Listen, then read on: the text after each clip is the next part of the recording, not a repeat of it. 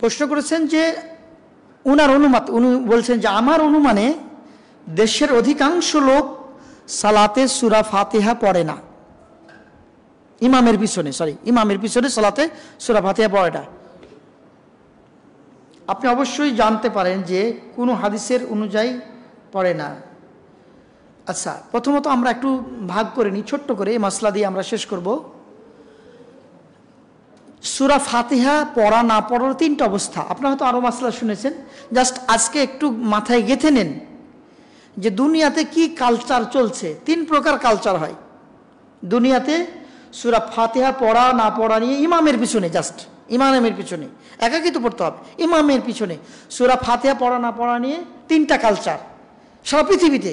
এক নম্বর কালচার হলো যে সর্ব অবস্থায় উচ্চ আওয়াজে অথবা নিম্ন আওয়াজে, মানে নিম্ন আওয়াজে বলতে চুপি স্বরে, যেমন আসরের নামাজ, জোহরের নামাজ, এটা কি আস্তে আস্তে পড়া হয়। আর ফজর মাগরিব এশা, বা মাগরিব এশা ফজর, এই তিনটা অক্তে কি করা হয়, জোরে আওয়াজ করা হয়। দুই অবস্থায়, উচ্চ স্বর হোক অথবা চুপি স্বর হোক, সর্ব অবস্থায় ইমামের পিছনে সূরা ফাতিহা পড়তে হবে। একটা অবস্থা, এক, বুঝতে পেরেছেন? সর্ব অবস্থায় সব নামাজে ইমামের পিছনে কি করবেন, ফাতিহা পড়বেন। দুই নাম্বার, উঁচু আওয়াজে, আচ্ছা আরেকটা ভাগ করে দিই, সর্ব অবস্থায় পড়বে না।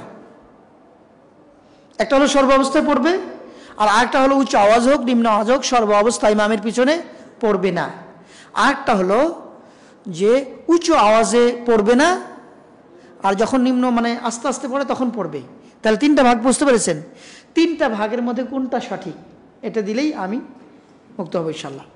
প্রথমত আমি যেটা চর্চা করি, আমি যেটা পড়েছি মদিনার আলেমদের কাছ থেকে মানে শিখেছি, সেটা হলো যে সর্ব অবস্থায় ইমামের পিছনে সর্ব অবস্থায় উচ্চ হোক নিম্ন আওয়াজে হোক পড়তে হবে। কেন পড়তে হবে? ওই দলিলের উপরে ভিত্তি করে। আচ্ছা, যারা বললো উচ্চ আওয়াজে পড়া লাগবে না, নিচু আওয়াজে পড়তে হবে, তাদের দলিল, এই দলিল দিয়ে খণ্ডন হয়ে যাচ্ছে, দিয়ে প্রথম মতটা প্রাধান্য পেয়ে যাচ্ছে। কিভাবে? ফজরের সলাতে আল্লাহ নবী সাল্লাল্লাহু আলাইহি ওয়াসাল্লাম সলাত আদায় করলেন।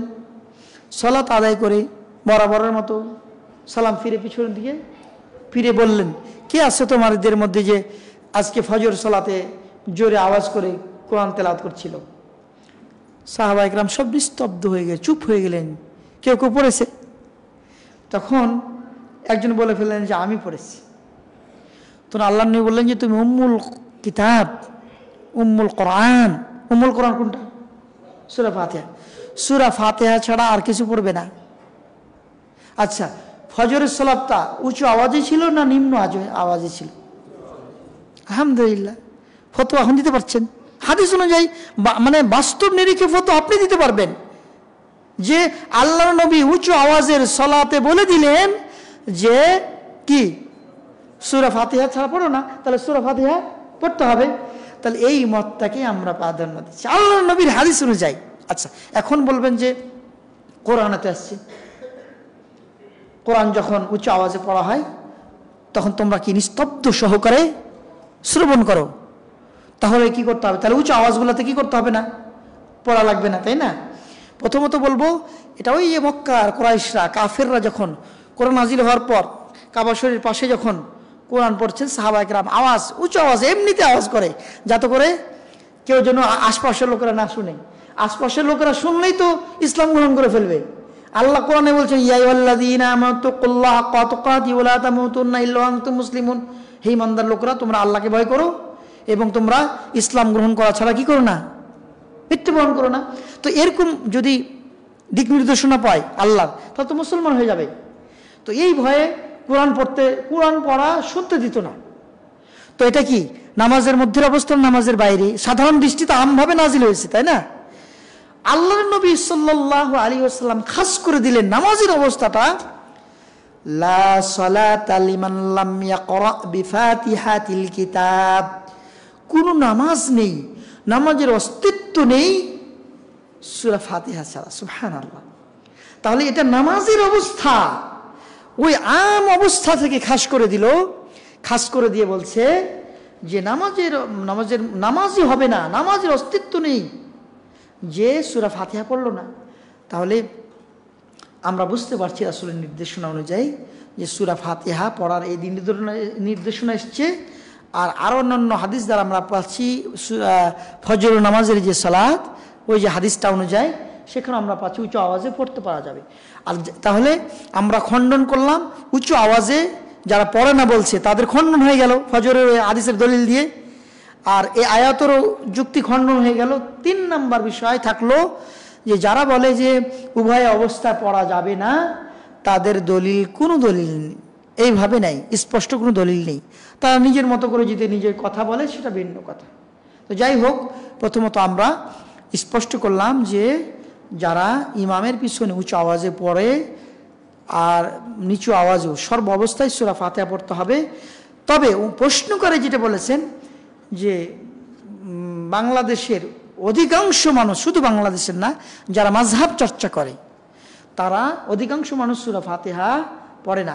যদি সূরা ফাতিহা আল্লাহর নবীর হাদিস পাওয়ার পর জেনে যায় যে এটা সঠিক না মাসালা, তাহলে কি আমি আল্লাহর নবীর হাদিসকে প্রাধান্য দিব না? অবশ্যই দিব।